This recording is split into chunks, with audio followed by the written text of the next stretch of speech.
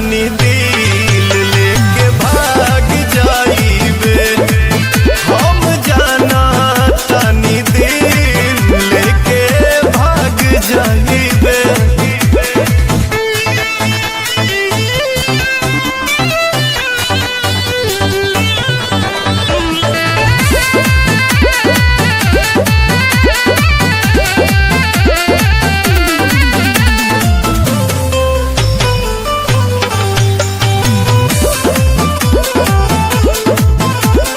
फेरा में तो राज पारी ओ कुंवर है मारी। हाँ दाढ़ी छोड़ी पतई जे चढ़ी सीधे भुइये है धारी।